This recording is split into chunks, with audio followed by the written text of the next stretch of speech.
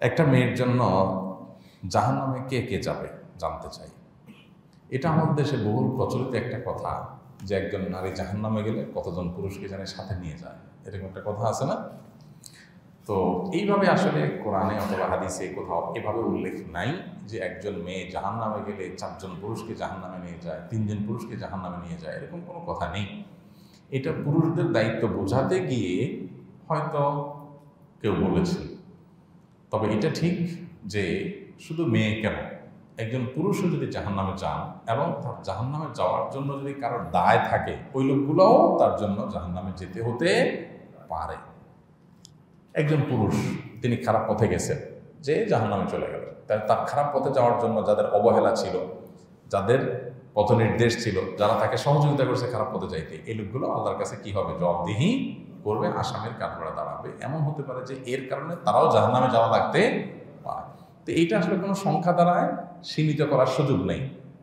হতে পারে আপনার পরিবারের বাইরের কারোর দ্বারা আপনি প্রভাবিত হয়ে জাহান্নামে গেছেন, তখন সেও কি থাকবে? এর জন্য দায়ী থাকবে। সাধারণত বলা হয় আর কি যে একজন মেয়ে জাহান্নামে গেলে তার সাথে তার বাপ, তার স্বামী, তার ভাই, তার বড় ছেলে, এরা চার ধরনের পুরুষরা জাহান্নামে যাবে। এটা একটা কথার কথা বলে, এটা কোরআন হাদিসে এরকমভাবে আলাদা উল্লেখ করা হয় নাই। কারণ যেটা বললাম যে কারোর জাহান্নামে গেলে তিনি নিজের অপরাধে জাহান্নামে গেছেন, তিনি নিজে একাই জাহান্নামে যাবেন, কারোর পাপের বোঝা আরেকজন বহন করবে না। কোরআনে কারিমে একাধিক জায়গায় আল্লাহ তাআলা বলেছেন, ও আল্লাহ তাজিরু ওয়াজিরাতুন বিজরা উখরা, একজনের পাপের বোঝা আরেকজন বহন করবে না।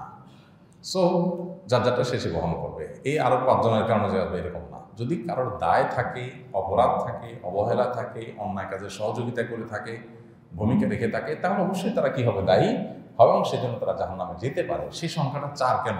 10 হতে পারে, 5 হতে পারে, কমও হতে পারে। তো কোনো নারী জাহান্নামে গেলেই যে তার বাপ ভাই স্বামী সব তন্দরে জাহান্নামে চলে যাবে, এটা এরকম না। আস-সুন্নাহ ফাউন্ডেশন, উম্মার স্বার্থে সুন্নাহর সাথে।